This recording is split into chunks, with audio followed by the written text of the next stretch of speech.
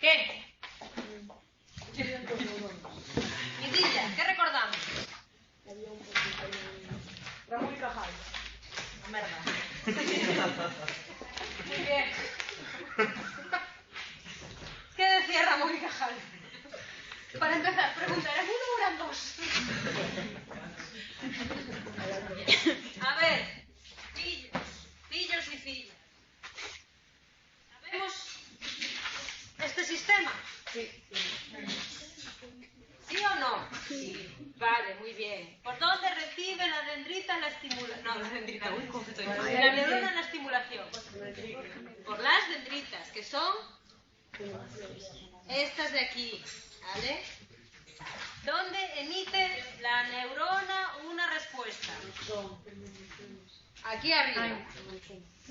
En el cono axónico. ¿Vale? Si la neurona emite una respuesta aquí, esa respuesta baja, hasta que aquí pasa otra cosa, que es el qué. La sinapsis. Muy bien, bueno, ahora os explicaré exactamente lo que pasa esto. Para que empecemos a hablar con propiedad, porque esto es lo que voy a enseñar. Yo os expliqué la semana pasada cómo estaba la neurona en estado de reposo y cómo estaba el potencial de membrana de la neurona cuando estaba emitiendo una respuesta o cuando emitía un potencial de acción. ¿Os acordáis de eso? Potencial de reposo y potencial de acción, que si se genera aquí, en el cono axónico, es el que tiene el umbral de respuesta más bajo de toda la neurona. Bien, ¿cómo está el voltaje de membrana de esta neurona si está en reposo? Bueno, menos 50, vale, menos 60, menos 70 milivoltios. ¿Vale? ¿Tiene cargas negativas en el interior o en el exterior? Interior, ¿vale? Hay un exceso de cargas negativas en el interior de la membrana que hacen que esta carga, este voltaje de membrana, sea negativo si la neurona está en reposo, ¿vale? Ojo, vamos a empezar a hablar con propiedad. La membrana o la neurona emite respuestas, ¿vale? Si recibe estimulación a través de sus dendritas. Los potenciales de membrana de las dendritas se llaman potenciales postsinápticos. ¿Por qué? Porque suceden después de la sinapsis, ¿vale? Y estos potenciales postsinápticos que la neurona recibe a través de sus dendritas pueden hacer que esa neurona se vuelva más inactiva o se hiperpolarice, o pueden hacer que el voltaje de membrana aumente, llegando hasta una determinada intensidad, para que se origine un potencial de acción o despolarización. Si el potencial de membrana postsináptico es negativo, se llama potencial postsináptico inhibitorio. ¿Bien?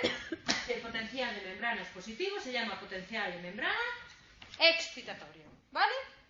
Yo recibo mis potenciales postsinápticos a través de aquí. Si la suma temporal y espacial de esos potenciales hacen que yo alcance mi potencia umbral, mi voltaje umbral, emito un potencial de acción que se transmite desde el cono axónico hasta los botones terminales. Bien, ¿lo entendemos o no lo entendemos? Vale, vamos a hacer un repaso de todo esto, pero en concreto me voy a centrar desde que el potencial de acción llega hasta aquí, hasta el final, ¿vale? Y en concreto, ¿qué es lo que pasa en la sinapsis de tipo químico? ¿Vale? ¿Sí? Estáis todos muy callados, me dais un miedo, no te lo puedes ni imaginar, ¿vale? ¿Qué pasaba en las sinapsis de tipo químico? Que yo os lo empecé a explicar la semana pasada. Bien, la neurona en el soma neuronal emite una serie de sustancias químicas que se llaman neurotransmisores. Esos neurotransmisores que se sintetizan en el soma viajan a través del axón y se acumulan aquí, en los botones presinápticos. ¿Vale? ¿Qué pasa cuando el potencial de acción que se origina en el cono axónico, que se origina aquí. ¿Qué pasa cuando este potencial de acción llega aquí abajo? Que lo que hace es abrir unas compuertas y liberar esa sustancia química, estos neurotransmisores que están aquí. Son esos neurotransmisores los que viajan por la hendidura sináptica y llegan hasta la neurona postsináptica, donde alguien los tiene que enganchar. Receptores postsinápticos. Bien, ¿lo entendemos? Para que esto se produzca, que es una sinapsis de tipo química, yo tengo que empezar, ojo, sintetizando y almacenando un neurotransmisor. Síntesis que se hace aquí arriba, en el soma, ¿vale? Y que después se almacena aquí abajo, en los botones presinápticos, en unas zonas que se llaman zonas activas. ¿Bien? ¿Qué pasa cuando el impulso nervioso que se origina aquí en el cono axónico llega hasta aquí, hasta el final? Que ese neurotransmisor se libera debido a que se abren unos canales dependientes del voltaje, que son canales de calcio. Bien, estoy aquí, libero el neurotransmisor. Ese neurotransmisor que yo tengo aquí, tiqui, tiqui, tiqui, abro los canales de calcio dependientes del voltaje, tipo L, tipo N, tipo P, y entonces ese neurotransmisor suelto, lo dejo caer. ¿Qué pasará con ese neurotransmisor? Que viaja a través de la hendidura sináptica hasta la neurona postsináptica, donde alguien lo tiene que coger. Son los receptores postsinápticos. La unión del neurotransmisor con el receptor postsináptico, ojo, estoy aquí. ¿Dónde tengo yo los receptores postsinápticos? En las dendritas. Esta unión de neurotransmisor más receptor postsináptico ocasiona cambios en esta neurona de aquí. ¿Bien? ¿No bien? Cambios que harán que, por ejemplo, se abran unos determinados canales o se abra el canal en el que está solo unido el neurotransmisor y demás. ¿Bien? ¿Qué pasa cuando ese neurotransmisor ha hecho efecto en esta neurona de aquí? Que tengo dos opciones. Inactivarlo, degradarlo. Oye, tengo una sustancia química que ya hizo efecto y que de repente no necesito que siga haciendo efecto. Me tengo que deshacer de ella. O bien, ese neurotransmisor puede volver hasta la neurona presináptica mediante un sistema de recaptación. ¿Qué quiere decir recaptación? Que a través de la hendidura sináptica vuelve a la neurona presináptica. Bien, si es recaptado, tiene que haber también algún tipo de receptor a la neurona presináptica que lo enganche. ¿Sí? Pues este es el funcionamiento básico de una sinapsis de tipo químico. Alegría de vivir. ¿Vale? Ojo, las sinapsis de tipo químico se pueden clasificar según su morfología. Esto es teoría, ¿vale? Axodendríticas, axosomáticas, dendrodendríticas, axoaxónicas, por ejemplo. ¿Vale? La unión del neurotransmisor con el receptor postsináptico se origina un potencial.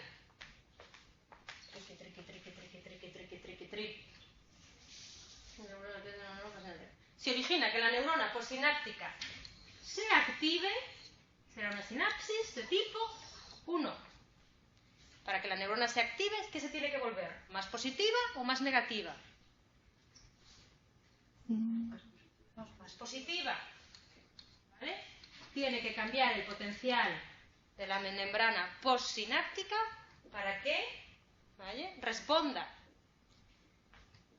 Si la unión del neurotransmisor con el receptor hace que esa neurona postsináptica se inactive, se origina una sinapsis de tipo 2. Las sinapsis de tipo 1 tienen vesículas esféricas, hendiduras sinápticas amplias y agrupación de material a lo largo de las membranas sinápticas de forma uniforme. Las sinapsis de tipo 2 tienen vesículas con formas variadas, espacio postsináptico no tan amplio y agrupaciones de material de la membrana de manera irregular. ¿Vale? Una sinapsis de tipo activa lo que está generando en las dendritas, lo que está generando en estas dendritas de aquí, ¿vale? Es un potencial excitatorio postsináptico. Está haciendo que esta dendrita de aquí, por ejemplo, por donde yo estoy recibiendo la información de la neurona postsináptica, le transmita a esta zona de aquí que una valencia positiva. Si yo, ¿vale?, lo que estoy haciendo es una sinapsis de tipo inhibitorio en esta dendrita de aquí, por ejemplo, ¿vale?, a través de la unión del neurotransmisor con el receptor, ¿vale?, estaré generando un potencial postsináptico de tipo inhibitorio, haciendo que la neurona sea más que negativo. A ver, para que me entendáis, que esto os veo muy callados y me estoy asustando tremendamente, ¿vale? Recordéis la configuración de la neurona. Yo tengo mis árboles o mis hojas de los árboles por aquí por arriba, ¿vale? Este es mi soma, este es mi cerebro y este es mi axón, ¿vale? Lo que yo os expliqué la semana pasada es lo que producía o lo que se provocaba en el voltaje o en la membrana desde aquí hasta abajo. Os decía que en un estado de reposo la neurona está de manera negativa, ¿vale? ¿Qué pasa para que se origine un potencial de acción? Que tiene que cambiar el voltaje de membrana de una manera radical, haciendo lo que yo os hablaba de la curva esta. De repente el voltaje de membrana cambia, se vuelve positivo, se vuelve negativo y demás. ¿Por qué? Porque cambia la permeabilidad de los canales iónicos de la membrana. De repente dejo pasar el potasio, de repente dejo pasar el sodio, de repente pasa tal. ¿Os acordáis de eso? Todo esto os lo expliqué desde aquí. ¿Dónde se origina el potencial de acción? Aquí, en el cono axónico, ¿vale? Yo ahora os estoy explicando que cuando yo origino este potencial de acción en el cono axónico y lo paso al final del axón, yo tengo acumulado ahí en el fondo una sustancia química que es neurotransmisor. Este potencial de acción que se origina aquí, que es un impulso eléctrico, acordaros, cuando llega al final provoca la abertura de unos canales y hace que esa sustancia química se libere. Esa sustancia química que yo tengo aquí acumulada en mis pies, la recogen ¿qué? Mis manos, mis dendritas, las dendritas de la neurona que tengo a continuación, ¿vale? Bien, yo tengo varias manos, tengo varias dendritas. Ese neurotransmisor que yo he soltado con mis pies lo puede coger esta mano de aquí o lo puede coger esta mano de aquí, ¿vale? Si yo cojo el neurotransmisor con esta mano de aquí, puedo ocasionar que esta neurona de aquí se vuelva más inactiva o se hiperpolarice. Este potencial es un potencial de tipo inhibitorio. El neurotransmisor que me ha soltado la neurona de al lado, cuando yo lo cojo con esta mano, está ocasionando que esta neurona de aquí se hiperpolarice, se vuelva más inactiva. Por eso se dice que esto es una sinapsis de tipo inhibitorio, ¿vale? Ahora, ¿qué pasa? Que yo suelto el neurotransmisor por aquí y lo cojo con esta mano. Y la unión del neurotransmisor con este receptor de aquí, ¿vale?, lo que está haciendo es que esta neurona, en vez de volverse más inhibitoria, en vez de que se hiperpolarice, hace que se despolarice, o sea, se vuelva más responsiva, más activa. Esto es una sinapsis de tipo excitatorio. Bien, ¿por qué yo pongo aquí potenciales postsinápticos y lo señalo como una S? Potenciales postsinápticos, tanto de tipo inhibitorio como de tipo excitatorio. Porque yo tengo un único potencial de acción, ¿vale? Yo tengo un único axón. Sin embargo, yo como neurona tengo muchísimas manos, ¿vale? Tengo muchísimas dendritas. De tal manera que yo puedo generar un potencial postsináptico. Os lo voy a limpiar. Yo puedo generar un potencial, por ejemplo, postsináptico excitatorio, porque me llega el neurotransmisor aquí y lo uno con un receptor. Sin embargo, otro neurotransmisor en esta dendrita a lo mejor genera un potencial postsináptico inhibitorio. Otro neurotransmisor con esta dendrita genera un potencial inhibitorio. Y la unión de un neurotransmisor con el receptor en estas dendritas de aquí origina un potencial postsináptico excitatorio. ¿Sí? ¿De qué depende eso? Ahora lo veremos. Tranquilité, tranquilité. Tú sígueme, ¿vale? Ojo, yo estoy aquí generando positivo, negativo, negativo, positivo. Potenciales, acordaros, postsinápticos, porque son muchos. Porque la neurona, acordaros que puede recibir información a través de todas sus dendritas. ¿De qué dependerá que esa neurona responda o no responda? De la sumación de todos estos potenciales. Sumación que se hace aquí, en el cono axónico. Toda esta información, triqui-tri, le está llegando a la neurona hasta aquí, hasta el cono axónico. Entonces la neurona en un determinado momento tiene que sumar todos los potenciales postsinápticos que le está llegando en las dendritas en un determinado momento. Tiene que hacer un ejercicio de sumación espacial y temporal.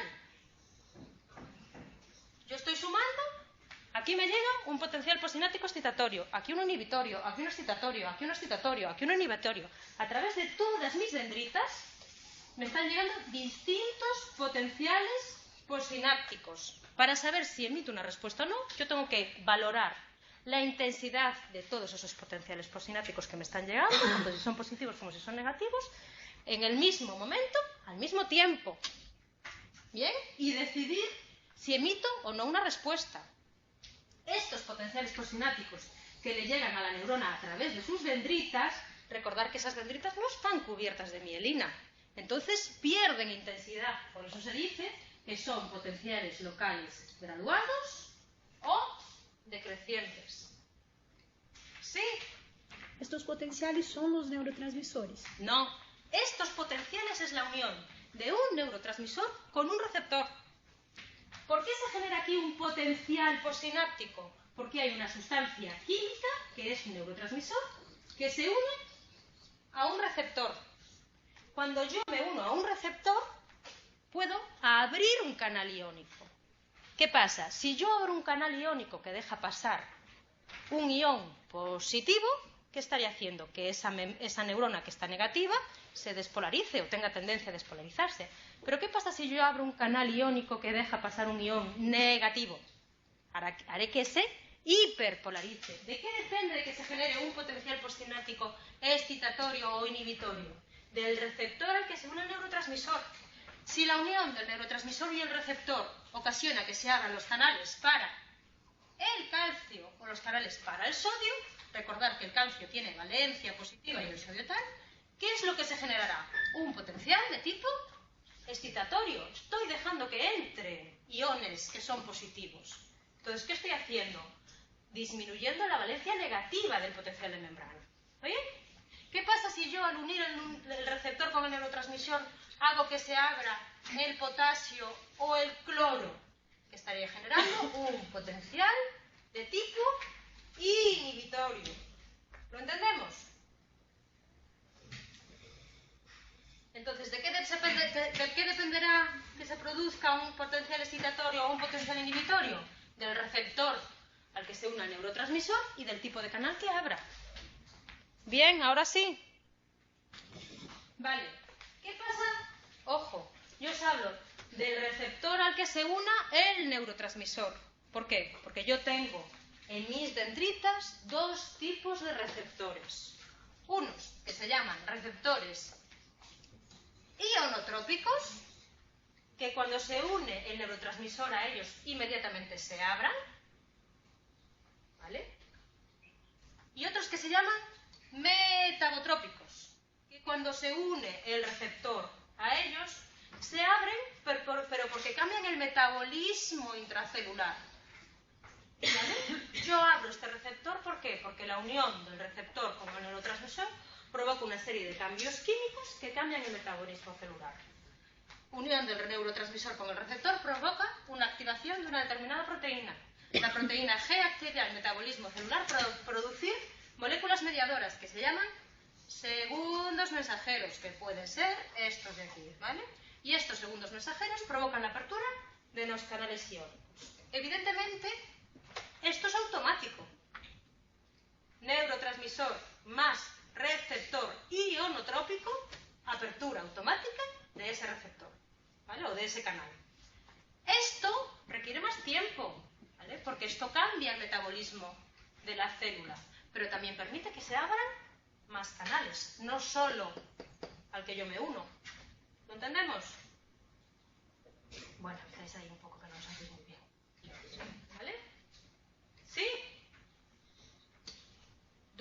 al momento. María, entonces las neuronas pueden ser posinápticas y presinápticas, pero el potencial siempre es posináptico. No, vamos a ver. Volvemos al principio, no os preocupéis. Que esto yo me voy a encargar de que vosotros lo sepáis. No os preocupar, como digo yo. ¿Vale? La distinción entre postsináptico y presináptico es a partir de aquí. Esto es la sinapsis. ¿Vale? Sinapsis entendida como espacio de comunicación entre una neurona y otra. Vale. Si esto es la sinapsis, todo lo que viene antes de ello es presináptico. Y todo lo que viene a continuación es postsináptico. Tú marcas, por decirlo así, la sinapsis como punto de inicio y, hombre, ponte que llegas de la sinapsis hasta el cono axónico, por decirlo así. ¿Vale? Entonces, todo esto es presinápticos. ¿Por qué? Porque sucede antes de la sinapsis. Y todo esto es postsináptico, porque sucede después de la sinapsis. Y tenéis que entenderlo todo como una cosa encadenada. ¿Vale? Yo, como neurona, respondo ante un mensaje que me llega. ¿De dónde me llegan a mí los mensajes como neurona? De mis dendritas. ¿Vale? De esta zona de aquí. Esta zona de aquí, que yo concibo que es la parte postsináptica, porque la sinapsis está justo antes de llegar a mí. Entonces, yo emito una respuesta porque a estas dendritas de aquí tienen un determinado receptor que le llega una sustancia química que es liberada por la neurona presináptica. La neurona presináptica libera un neurotransmisor que llega a los receptores de estas dendritas postsinápticas. Cuando se une el neurotransmisor al receptor postsináptico, pueden ocurrir dos cosas. Que esa unión provoque que la neurona se vuelva más positiva, entonces eso se llama genéricamente potencial postsináptico excitatorio. O la unión de este neurotransmisor que se libera aquí con este receptor de aquí hace que la neurona se vuelva más negativa, haciendo un potencial postsináptico de tipo inhibitorio. ¡Ojo! Que yo tengo muchas dendritas. Yo puedo recibir sustancia química aquí, aquí, aquí, aquí, aquí, aquí, aquí. Por eso yo os digo que el potencial postsináptico excitatorio e inhibitorio es mucho. Yo lo hago con una S. Hablo de potenciales postsinápticos. Potenciales postsinápticos excitatorios, potenciales postsinápticos inhibitorios. Bien, esta es la señal que yo recibo de mis vecinos. Esto es el chismorreo que me cuentan el patio de vecinas. ¿Vale? Esa neurona que recibe la estimulación todo por aquí, en un determinado momento tiene que decidir si emite o no una respuesta. ¿Dónde decide eso? Aquí, en el cono axónico. ¿Por qué en el cono axónico? Porque en el cono axónico es donde yo tengo el umbral de membrana más bajo, donde la neurona presenta mayor excitabilidad. Entonces, la neurona aquí, en el cono axónico, decide, hace una sumación de todo lo que le va llegando. Y digo, bueno, pues resulta que tengo 5 potenciales postsinápticos. Y de esos 5 potenciales, 3 son positivos y 2 son negativos. Y la intensidad hace que se libere o que yo supere mi potencia umbral. Entonces emito un potencial de acción. Emito un potencial de acción que lo genero aquí y que viaja triqui, triqui, triqui, tri, hasta aquí, hasta los botones presinápticos. Yo ahí almaceno una sustancia química que se llama neurotransmisor, que cuando ese potencial de acción, solo uno, porque yo solo tengo un axón, llega hasta aquí, hace que se libere la sustancia química. Y vuelta a empezar. La sustancia química se libera aquí, viaja por la hendidura sináptica, llega hasta los receptores postsinápticos de las dendritas de la neurona siguiente. Lo mismo, potenciales postsinápticos, bien excitatorios, bien inhibitorios. Sumación temporal y espacial de los potenciales postsinápticos que le llegan a la neurona. Decisión, ¿se emite potencial de acción? Sí, no. Vuelta a empezar. Y así, 3/4 de lo mismo. Entonces, en una sinapsis de tipo químico, ¿quién inicia la señal? La sustancia química que llega a mis dendritas. ¿Lo entendemos? Que puede hacer que esa neurona se vuelva más positiva o se vuelva más negativa. Sumación temporal, le paso tal, y una detrás de otra. Esa es la manera que yo tengo de encadenar la información desde una neurona a otra. ¿Vale? Y lo que yo os decía. Primero, tengo que sintetizar esa sustancia química. ¿Dónde la sintetizo? En el soma. ¿Dónde la almaceno? En las vesículas presinápticas. Cuando le llega el potencial de acción a esa zona, a esos botones postsinápticos, el neurotransmisor se libera. El neurotransmisor tiene que llegar hasta la neurona postsináptica. Alguien lo tiene que coger. Esos son los receptores postsinápticas. Y cuando yo he utilizado esa sustancia química, tengo que hacer dos cosas. O bien me deshago de él, lo degrado, lo inactivo, o bien lo reutilizo. Hago que vuelva a la neurona presináptica. ¿Vale? Eso es lo que vosotros tenéis que entender. ¿De qué dependerá que yo genere un potencial postsináptico excitatorio o un potencial postsináptico inhibitorio? Del tipo de canales iónicos que abra. Si yo abro canales iónicos que permiten la entrada de el calcio y el sodio, ¿qué estoy haciendo? Metiendo carga positiva, disminuyendo la carga negativa de la neurona. Potencial excitatorio. Si yo lo que estoy haciendo es que entre el ion potasio, que tiene, recordad que tiene una permeabilidad muy alta, que entra y sale con muchísima facilidad, o estoy metiendo cloro, ¿qué estoy haciendo? Que esa neurona, que está negativa, ojo, se quede más inactiva. Potencial inhibitorio. ¿Lo veis? Bueno, vale, a ver si es verdad. ¿Vale? ¿De qué dependerá uno y el otro? Del tipo del receptor, ¿vale? Al que yo me uno.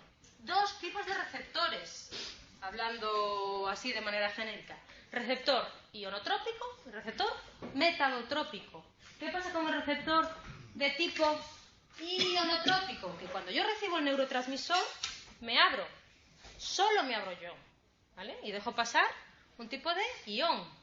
¿Qué pasa con los receptores que son de tipo metabotrópicos? Que abren los canales, pero no de manera directa, sino cambiando el metabolismo de la neurona. Mediante un sistema de segundos mensajeros. ¿Cómo es el sistema de segundos mensajeros? Unión del neurotransmisor con el receptor provoca la activación de la proteína G. La proteína G activa el metabolismo celular para producir moléculas mediadoras. Aquí tenéis un ejemplo de segundos mensajeros. AMPC, ion CA2, GMPC, inositol fosfato, digliceridol, ácido ¿Vale? Son estos segundos mensajeros los que abren los canales y dejan pasar los iones. Este sistema es más lento. ¿Por qué? Porque para poder abrir un canal yo tengo que cambiar todo un metabolismo neuronal o celular. Este sistema es más rápido. ¿Qué pasa? Que con este sistema yo solo estoy abriendo un receptor. Con este sistema puedo abrir muchos más. ¿Lo entendemos? ¿Qué pasaba cuando el neurotransmisor había hecho efecto en la neurona postsináptica? Que yo me podía deshacer de él o podía rescatarlo. Eso quiere decir que en la neurona presináptica tiene que haber receptores, ¿vale? Que se llaman receptores presinápticos o autorreceptores. Ojo, el neurotransmisor se une a estos una vez que ya ha hecho efecto en la neurona postsináptica. Y si yo vuelvo a utilizar esa sustancia química o la vuelvo a recaptar, le tengo que dar órdenes a mi neurona para que deje de producir esa sustancia química, porque ya la tengo. ¿Lo entendéis? Resulta que yo, como neurona presináptica, os he pasado a vosotros, mis neuronas postsinápticas, serotonina. Ya ha hecho efecto.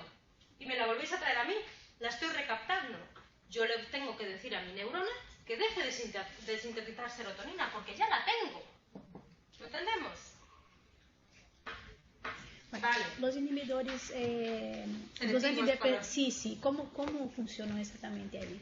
Funcionan aquí. Claro. Los inhibidores selectivos para la recaptación de la serotonina impiden que esa serotonina entre en contacto con los receptores presinápticos. ¿Vale? De tal manera que la dejan en la hendidura sináptica para que siga haciendo efecto. Sí. ¿Por qué se dice?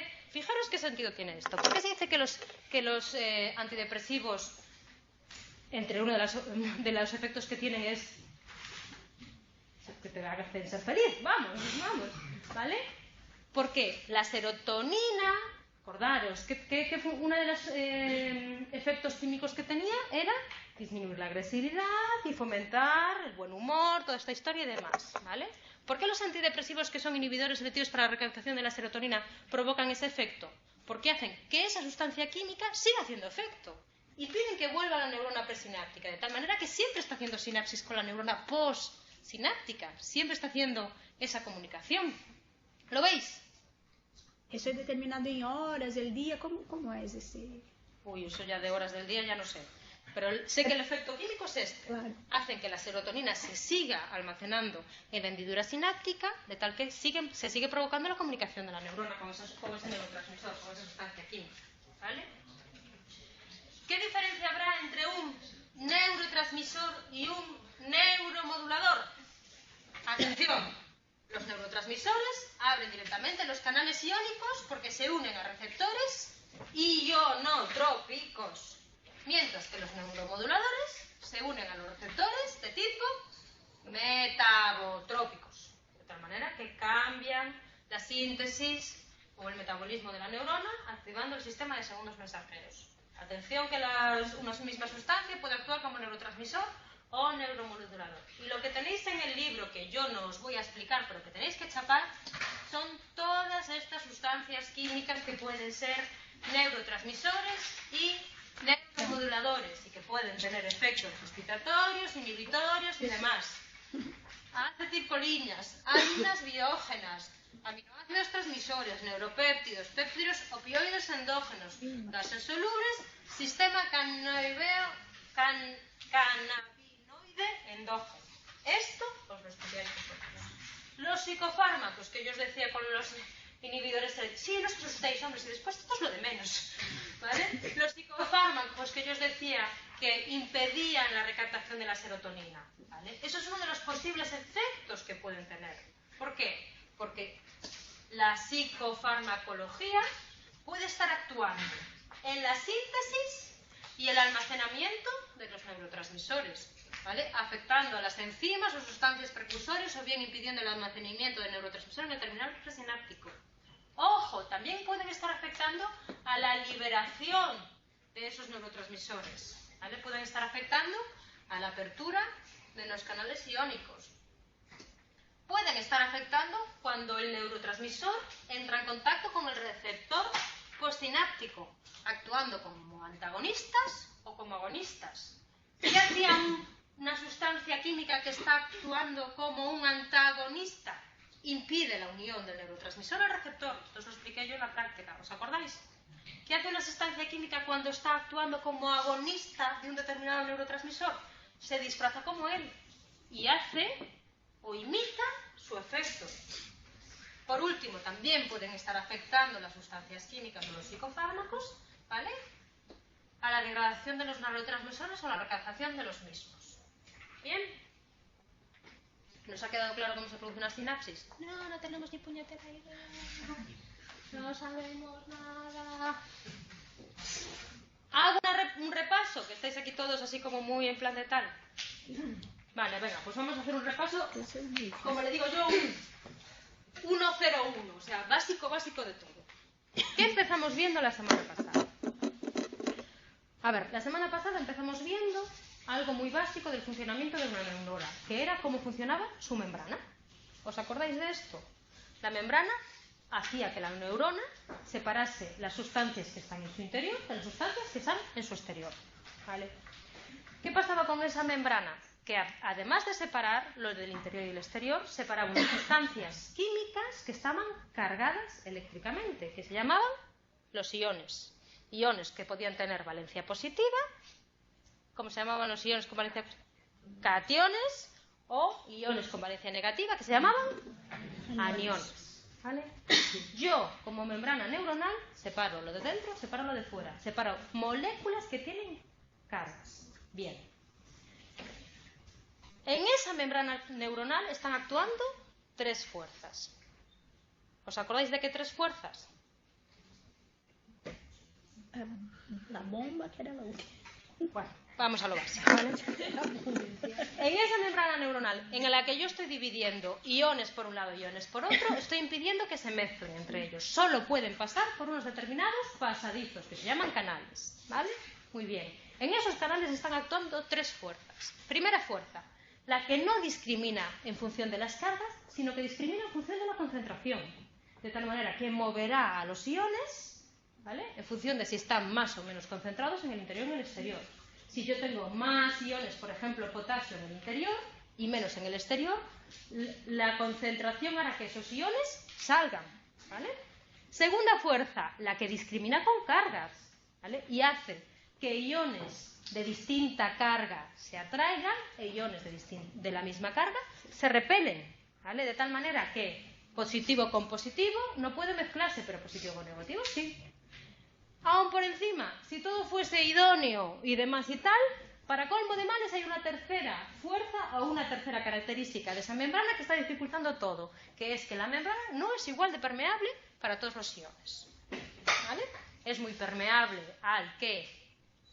Potasio, ¿vale? Y sin embargo no deja pasar una molécula negativa que son los... El cloro.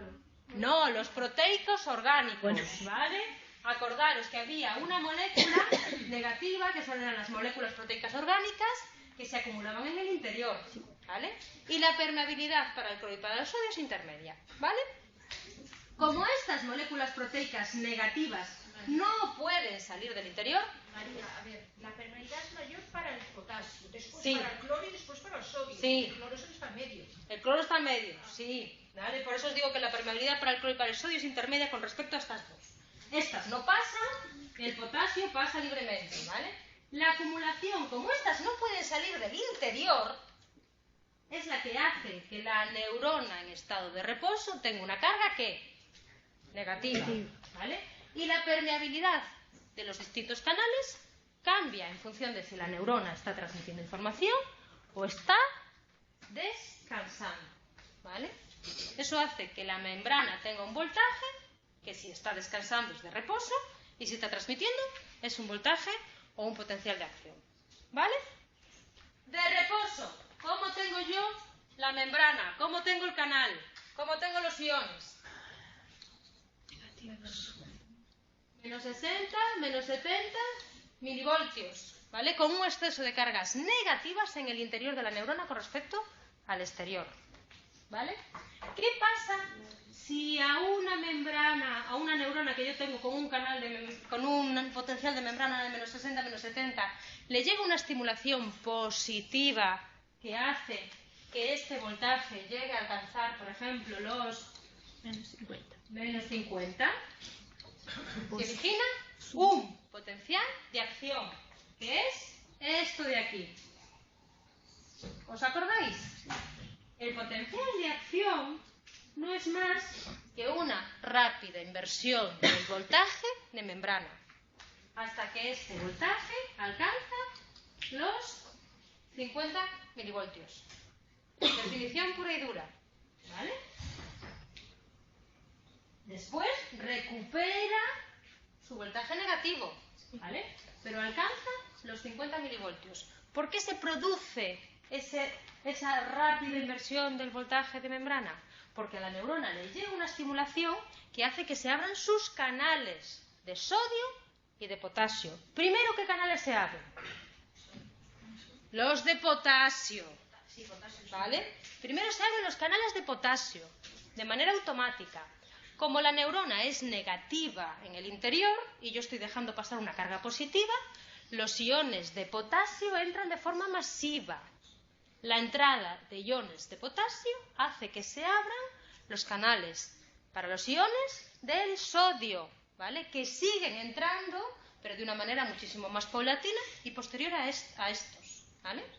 Y después se cierran, tanto uno como el otro. La diferencia entre la apertura de los canales de sodio y la apertura de los canales de potasio hace que yo discrimine un periodo refractario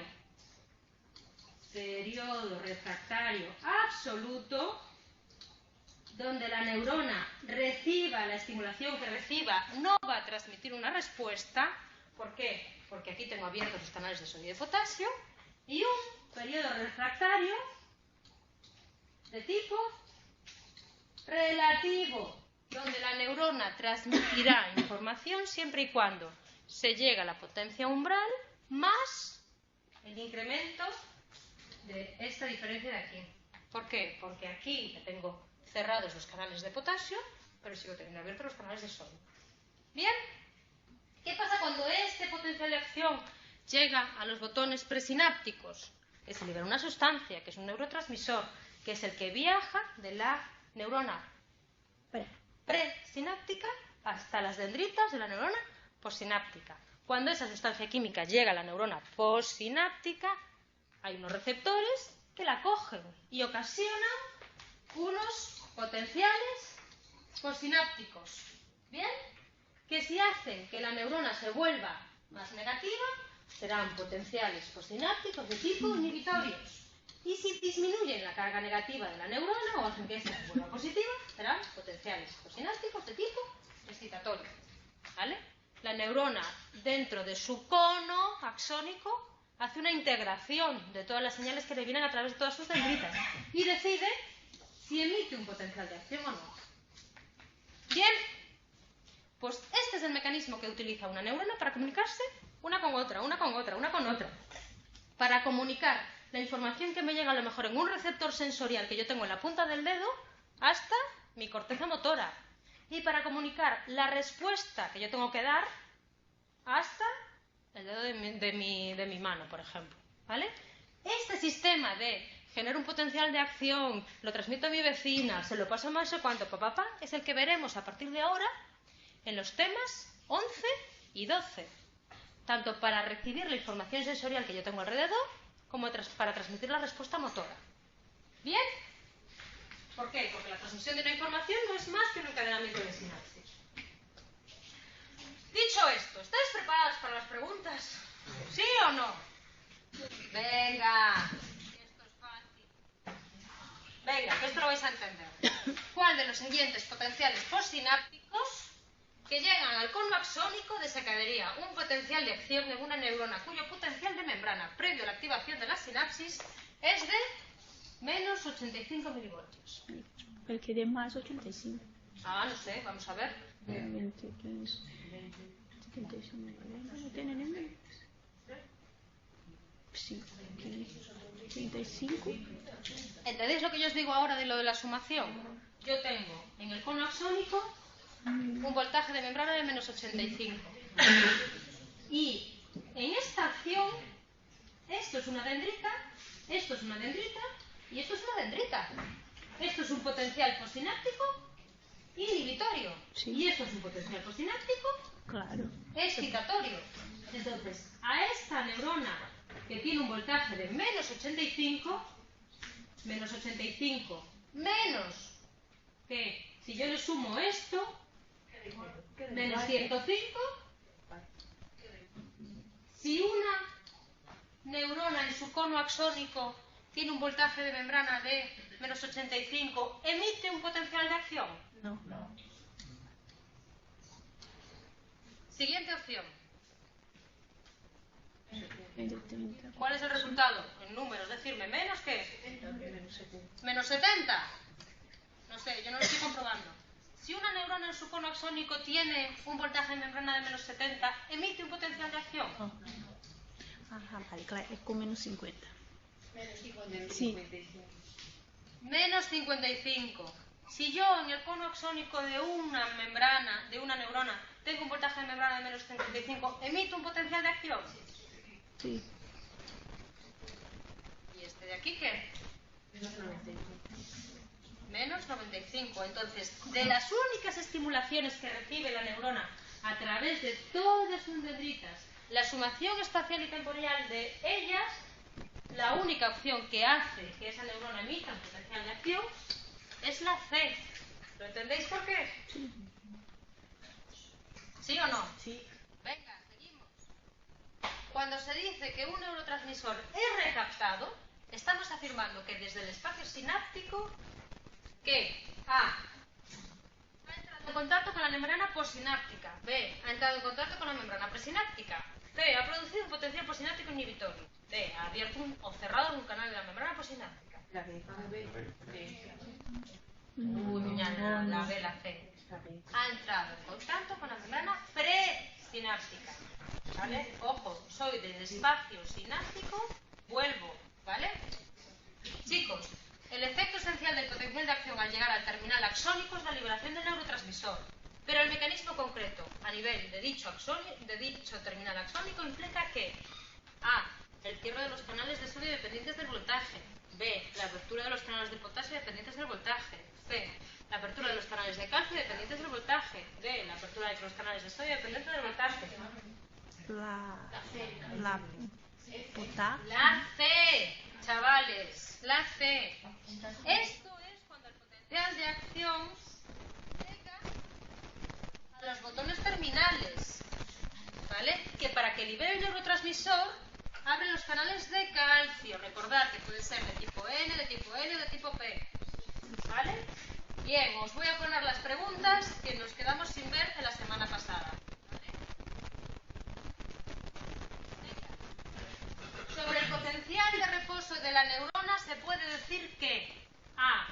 No requiere energía para su mantenimiento. B. Presenta un valor mínimo de menos 40 milivoltios. C. Solo se da en la neurona presináptica. D. Se mantiene gracias a la acción de algún tipo de bomba.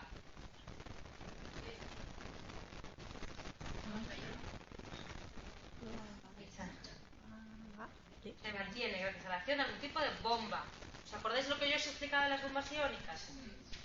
Que eran en contra del gradiente, consumían energía y demás, y eran fundamentales para mantener el potencial de reposo.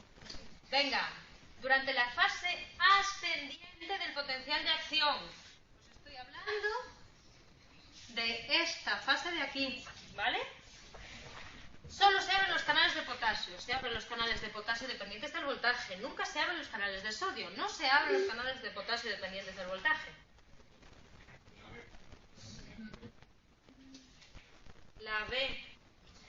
Ojo, se abren estos canales porque les llega un impulso eléctrico. Venga, que nos quedan dos.